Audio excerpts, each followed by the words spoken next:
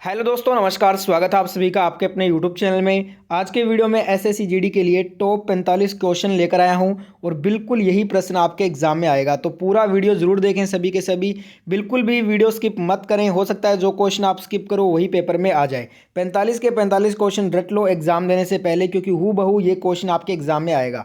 सभी को पता है आपका जो पेपर है वो 10 जनवरी से 14 फरवरी के बीच में होगा। तो आखिरी दिनों में सबसे अच्छी तैयारी आपको इस चैनल के माध्यम से करवाई जा रही है। तो जिसने भी अभी तक इस चैनल को सब्सक्राइब नहीं किया है, एक साथ चैनल को सब्सक्राइब कर लें और बेल आइकन ऑन कर लें रोजाना एसएससी जीडी की वीडियो देखने के लिए। तो चलिए वीडियो स्टार्ट करते हैं। फर्स्ट क्वेश्चन आज का। उससे पहले वीडियो को जिसने भी अभी तक लाइक नहीं किया है तो एक साथ जितने भी लोग वीडियो देख रहे हैं लाइक बटन दबा दें और लाइक करने के साथ साथ वीडियो को शेयर भी कर देना। फर्स्ट क्वेश्चन है, उस वक्र का नाम बताइए जो एक विक्रेता द्वारा दिए गए मूल्य स्तर पर बेचने की इच्छा रखने वाले उत्पादों की मात्रा को दर्शाता है। हूबहू जो एग्जाम का लेवल वाला क्वेश्चन है, ध्यान रखिएगा। तो इसका नाम है मांग वक्र। इसे मांग वक्र बोलते हैं, डिमांड कर्व। ऑप्शन ए यहाँ पे आपका राइट आंसर है। आप भी साथ साथ में कमेंट करते रहिए हर क्वेश्चन का आंसर, सभी के आंसर लास्ट में देखूंगा कमेंट में। अगला क्वेश्चन, सिख सेना क्या कहलाती थी? Sikh army was cold. Sikh army Khalsa कहलाती थी, खालसा सेना। ऑप्शन सी यहाँ पे राइट आंसर होगा इस क्वेश्चन में। अगला क्वेश्चन है, अर्थव्यवस्था में श्रम की आपूर्ति निर्भर करती है। The supply of labour in the economy depends on. तो ये डिपेंड करता है दोस्तों, देखिए ये पॉपुलेशन जनसंख्या पे निर्भर करती है। ऑप्शन ए यहाँ पे आपका बिल्कुल सही उत्तर होगा। अगला क्वेश्चन देखिए, क्वेश्चन में पूछा है कि पूंजीवादी अर्थव्यवस्था की मुख्य विशेषता क्या होती है? देखिए, the main feature of A capitalist economy is. तो जो कैपिटलिस्ट इकोनॉमी का जो मेन फीचर होता है ना, इसमें मेन फीचर ये होता है कि ये प्राइवेट ओनरशिप होती है, इसमें निजी स्वामित्व। तो यही आपका यहाँ पे राइट आंसर हो जाएगा। सभी क्वेश्चन जो है ना वो एग्जाम में बार बार पूछे गए हैं, तो ये क्वेश्चन डेफिनेटली आएगा, ध्यान रखिएगा। एक राज्य बिना किसी अस्तित्व में नहीं हो सकता। देखिए, state can not exist without, अगर कोई भी गवर्नमेंट ही नहीं होगी तो वो जो है राज्य अस्तित्व नहीं होगा उस राज्य का। वही हमें बताना था इस क्वेश्चन में। तो किसी तरह की सरकार के बिना जो है राज्य में अस्तित्व नहीं हो सकता, किसी भी तरह की अगर सरकार वहाँ पे नहीं है तो। ऑप्शन डी यहाँ पे आपका राइट आंसर होगा।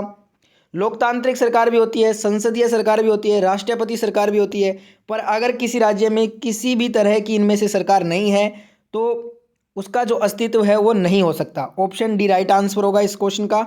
अगला क्वेश्चन देखिए, क्वेश्चन बहुत इंपॉर्टेंट है, बताइए इसका आंसर क्या होगा। बिना केंद्रक के एक परिपक्व स्तनधारी कोशिका है, वो कौन सी है बताना है आपको। तो वो है एरिथ्रोसाइट। ऑप्शन बी यहाँ पे आपका राइट आंसर होगा। अगला क्वेश्चन, भूकंप को रिकॉर्ड करने वाला उपकरण क्या कहलाता है? An instrument that records earthquake is. इसे हम सिस्मोग्राफी बोलते हैं, हिंदी में भूकंप सूचक यंत्र। ऑप्शन डी यहाँ पे राइट आंसर होगा। अगला क्वेश्चन, भारत में सूती वस्त्रों का दूसरा सबसे बड़ा उत्पादक स्टेट पूछा है। The second largest producer of cotton textile in India is. अब यहाँ पे महाराष्ट्र मत करना, महाराष्ट्र गलत हो जाएगा, क्योंकि जो सूती वस्त्रों का दूसरा सबसे बड़ा उत्पादक है वो गुजरात है। ऑप्शन डी राइट आंसर होगा। 33% सूती वस्त्र की जो आपूर्ति होती है वो अकेला गुजरात राज्य करता है। सर्वाधिक जो आपूर्ति है 39% अप्रोक्स ये महाराष्ट्र करता है। तो नंबर 1 पे है महाराष्ट्र, 2 नंबर पे गुजरात है। हमसे पूछा था 2 नंबर, तो 2 नंबर गुजरात होगा। ऑप्शन डी राइट आंसर होगा। अगला क्वेश्चन देखिए, हीमोग्लोबिन में कौन सी धातु होती है? Haemoglobin contains the metal is called iron. Haemoglobin में धातु जो है वो आयरन होती है। ऑप्शन सी राइट आंसर होगा। और हीमोग्लोबिन के कारण ही रक्त का रंग लाल होता है, ठीक है। अगला क्वेश्चन देखिए, वायु प्रदूषण का सबसे आम कारण क्या है इनमें से? The most common cause of pollution of air is. अब यहाँ पे सबसे जो आम कारण है वो कार्बन मोनोऑक्साइड को कहा गया है। ऑप्शन बी राइट आंसर होगा इस क्वेश्चन का। अगला question, the author of the Satanic Verses is. The Satanic Verses book के लेखक पूछा है तो सलमान रुश्दी हो जाएगा answer. Option B right answer है। जिन्होंने भी अभी तक वीडियो लाइक नहीं किया है तो एक साथ वीडियो को लाइक शेयर जरूर करें। लाइक शेयर करने के साथ साथ आपने अभी तक इस चैनल को नहीं सब्सक्राइब किया है तो चैनल को फटाफट से सब्सक्राइब कर लीजिए और बेल आइकन ऑन कर लीजिए रोज़ाना वीडियो देखने के लिए। अगला क्वेश्चन देखिए, दूध को दही में बदलने की प्रक्रिया क्या कहलाती है? The process by which milk is converted to curd is called, इसे कहते हैं फर्मेंटेशन। हिंदी में बोलेंगे किण्वन, किण्वन की प्रक्रिया। ऑप्शन सी राइट आंसर होगा। अगला क्वेश्चन, औद्योगिक क्रांति के कारण इनमें से क्या हुआ सबसे ज़्यादा? The industrial revolution has led to increased pollution. देखिए, औद्योगिक क्रांति के कारण जो प्रदूषण है ना, उसमें निरंतर बढ़ोतरी देखने को मिल रही है। तो ऑप्शन बी राइट आंसर होगा। अगला क्वेश्चन है, जीवाश्म जीवों की आयु की गणना करने की जो तकनीक है वो क्या होती है? जो तकनीक है ना जीवाश्म जीवों के आयु की गणना करने की, उसे हम रेडियो कार्बन डेटिंग बोलते हैं। ऑप्शन ए राइट आंसर होगा। थोड़ा सा आपको टफ लग रहा होगा लेवल, क्योंकि जो क्वेश्चन का जो लैंग्वेज है वो एग्ज़ाम वाला लैंग्वेज है, जो एग्ज़ाम में लैंग्वेज पूछी जाती है वही लैंग्वेज रखी है। अगला क्वेश्चन देखिए, कोमोज बीज ऐसे बीज होते हैं जिनमें क्या पाया जाता है? जो कोमोज बीज होते हैं उनमें लंबे बाल होते हैं, long hairs. Option A right answer होगा। अगला क्वेश्चन, वायु में ध्वनि का वेग किस पे निर्भर नहीं करता है? Velocity of sound in air does not depend on. अब देखिए, ये जो है ना, density of air, temperature of air, pressure of air, हवा का घनत्व, हवा का तापमान, हवा का दबाव, इन तीनों पे जो है वो वायु में ध्वनि का वेग निर्भर करता है। पर जो हवा की नमी है, इसमें जो है वो वायु में ध्वनि का वेग हवा की नमी पर निर्भर बिल्कुल भी नहीं करता। और वही हमें बताना था कि वायु में ध्वनि का वेग किस पे निर्भर नहीं करता, तो हवा की नमी पर बिल्कुल भी निर्भर नहीं करता। Option D is the right answer. अगला क्वेश्चन है, खालिस्तान उपयोगकर्ताओं को खातों तक पहुंचने और बिलों का भुगतान करने की अनुमति देता है। जो ई कॉमर्स वेबसाइट्स होती हैं, जितनी भी ई कॉमर्स, ये सभी क्या हैं? उपयोगकर्ताओं के खातों तक पहुंचने और बिलों का भुगतान करने की अनुमति देता है e commerce. Option C is the right answer.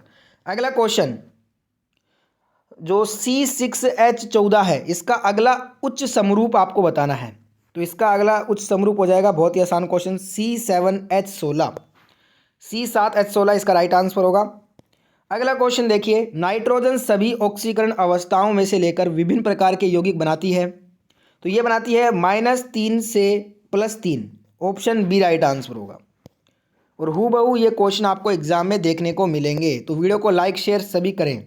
अगला क्वेश्चन, किसी विशेष अवधि के लिए रखी गई जमा राशियों को क्या कहते हैं?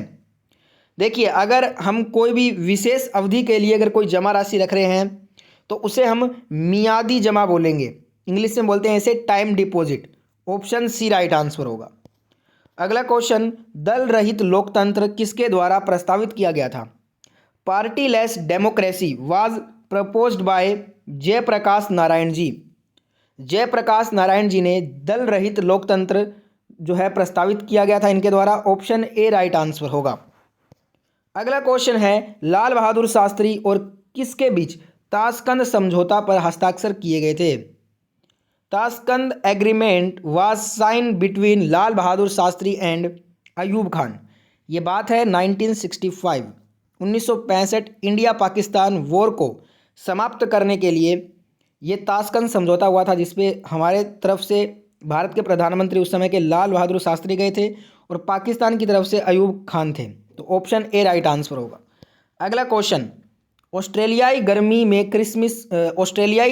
में क्रिसमस मनाता है, क्यों? इसका कारण क्या है?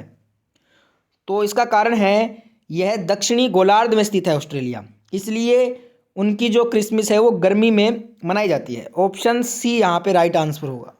अगला क्वेश्चन, निम्नलिखित में से कौन वायुमंडल की सबसे निचली परत है?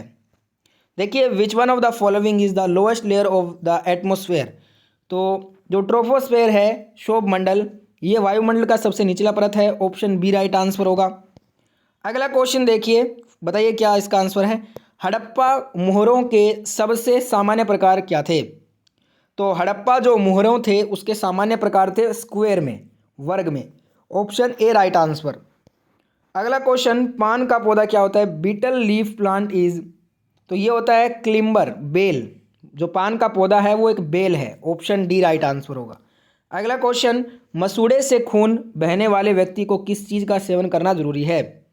जो मसूड़े से जो खून निकलता है वो स्कर्वी रोग कहलाता है। और स्कर्वी रोग जो है विटामिन सी की डेफिशिएंसी से होता है। और विटामिन जो सी है ना वो खट्टे भोजन में पाया जाता है, इसलिए उसे खट्टे भोजन का सेवन करना जरूरी है। ऑप्शन ए राइट आंसर होगा।